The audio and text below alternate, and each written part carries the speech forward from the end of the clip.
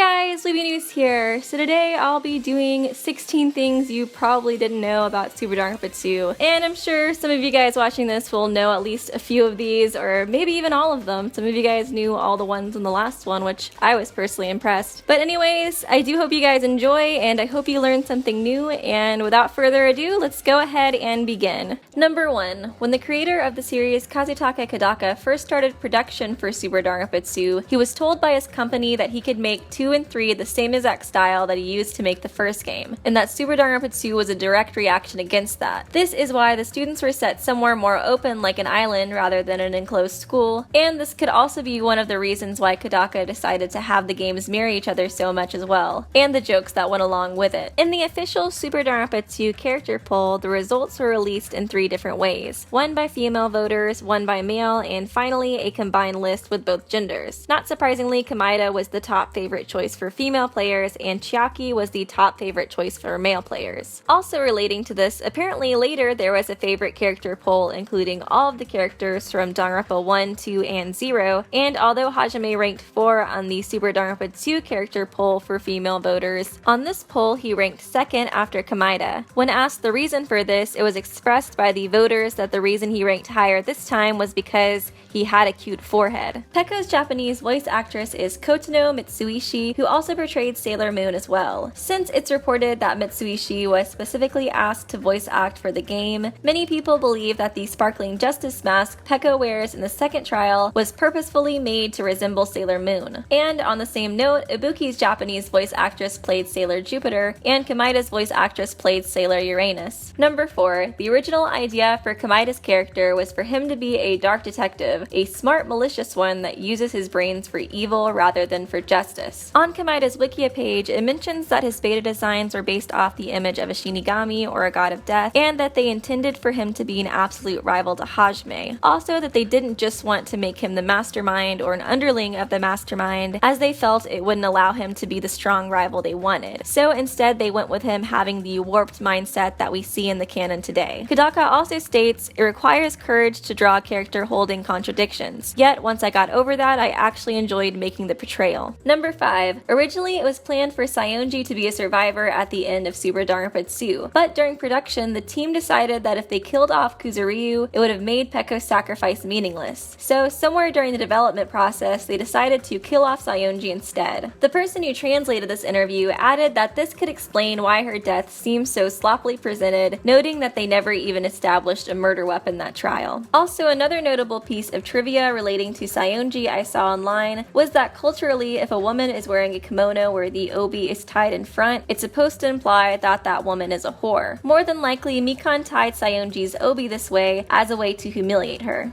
Number 6. Kodaka admitted that out of the students, his favorite from the second game was Ibuki Miyota. He said that she was fun to write for since she was so energetic, and although he doesn't dislike any of the characters, his least favorite was Monami. He admitted that he took out his frustrations with the character by having Monokuma beat her up quite often. Number 7. Junko's return. The reason Kodaka decided to bring Junko back at the end of Super Danganronpa 2 was because simply he felt that he couldn't make a villain stronger that could top her. He continued saying that it's hard to come up with Danganronpa characters since they're all so unique. On one hand, creating a villain character that would play into everyone's expectations is not difficult to do. At the same time, keeping the same kind of individuality for that character and to make them stand out is difficult. Creating a character worthy of Danganronpa is where the difficulty lies. Number 8. When the Super Danganronpa 2 characters were just being first revealed to the public, there was a popular fan theory that Chiaki was actually Nagi's sister. But after the names were revealed and the fans learned that Nagito Komaeda was an anagram of Makoto Naigida, aka I am Makoto Naigi, many fans began speculating that Komaeda was actually Nagi's sister and was just dressed as a guy. The translator notes that this was surprisingly the most popular fan theory before the game's release. Number 9. Originally, it was planned for Super Danganronpa 2 to get an anime adaptation, but the creator decided to make the Danganronpa 3 anime in its place. Also, back in an older interview with Kodaka in 2015 regarding it, he said since the ending of Super Danganronpa 2 2 was very much a game within a game, he felt the format wouldn't translate very well into an anime adaptation. As for the Danganronpa 3 anime, he mentioned more recently that fans could notice the two mirror each other a bit, where at the end of Super Danganronpa 2 the running gag was because it's a game, and in Danganronpa 3 it's instead because it's an anime. According to a Korean Wikia page I found online, it says that long before Super Danganronpa 2's official announcement, Spike Chunsoft played an April Fool's prank where they put this image up on their website's homepage. And although it was meant to be a playful prank, you can notice that some of the character silhouettes resemble the characters that did make it into the final game, such as Komaeda and Pecos. Number 11. Kodaka revealed in an interview that Komaeda's character was inspired by Batman and the Joker. He stated that he wanted the audience to be really divided on the character, with half partially being able to relate to him and understand why he does what he does, while the other half would be completely confused by his actions. Also, interestingly enough, Megumi Ogata, Komaeda's Japanese voice actress, revealed that she became sick while trying to get into Komaeda's character, similarly to how many actors who have played the Joker have gotten sick by trying to get into that role as well. She added that many people can simply interpret Komaeda as being crazy or deranged, but there's much more complexity to his character than meets the eye. Number 12. The stop signs in Hajime's eyes turn into a cross and circle sign at the end of the game. This was meant to symbolize that stop turns into go and despair turns to hope. Number 13. Chiaki's name is a combination of the first 3 letters of Chihiro's first name and the last 3 letters of his last name, Fujisaki. This was probably meant to foreshadow the fact that she was created by him. Something else that's interesting related to the two characters is that one of Chiaki's beta designs looks strikingly similar to Fujisaki's as well. More than likely, the developers probably scrapped this idea in fear of it being too easy of a giveaway. Number 14. The unused executions. Unlike Danganronpa 1, there are no official unused execution descriptions for the Super Danganronpa 2 characters, but a popular doujinshi artist and Pixiv user named Orima created a doujin with their art representing each of the official unused execution descriptions from the first game, and then created their own unused execution descriptions for the characters of the second game, and created some art to go along with it. And even though this art is not official, many of the fans of the series are actually unaware of its fan-made status. Number 15. Similarly to the Danganronpa 1 beta design, some of the designs for the Super Danganronpa 2 characters are drastically different than what they ended up becoming. Most notably, it seems as if Nekomaru and Fuyuhiko originally started off with the other's design. The early beta designs of Kuzuryu had him looking like the buff character of the game, while Nekomaru's design went through many drastic changes. Funnily enough though, one of his designs look almost exactly like Fuyuhiko's official one. Another notable beta design change is that some of Teruteru's beta designs imply that he was originally intended to be a much more Bishonen looking character, along with one beta that makes him look very Nekomaru-like, and another that makes him look like the Danganronpa version of the Pokemon bug trainer to me. Just like with most other games, there are several files that got unused or left behind for Super Danganronpa 2. Some were left in the game's code, and others you can find out about online. Some notable unused files is this image that was used as a test model for Usami. It's also interesting because there's apparently running and idling animations of it on file as well. Also, there's an uncensored version of the bath scene with Mihiru and Seionji in it, and it seems as well the courtroom from the third trial of Danganronpa 1 was also in Super Danganronpa 2's game data as well. And lastly, it's not unused files, but on the same website I got the rest of this information from, you can see how the click sensitivity works on the investigating frames, and I personally found them interesting. But anyways, this will conclude the video. I hope you guys enjoyed it. And as for the next video, I would like to do an analysis video next. I mentioned a while back doing a video like contrasting or comparing like different types of hope, like Nagi's hope to Hajime's to Komaeda's, etc. Let me know if you guys would be interested in an analysis video like that, or one of those relationship analysis videos I mentioned. But if not, then I'll probably just do a character analysis video next. Also, one of you guys on Twitter recommended that I could do like a what if video at one point in the future, like what Masako X does for Dragon Ball Z, and I thought that was a really cool idea. Their idea was to do like a what if scenario if Nagi or Komaeda traded places, and I found that to be a really interesting and cool idea, so let me know if you guys would like to see any videos like that too. But anyways, I do want to stop rambling. I hope you guys enjoyed the video, and I will see you real soon.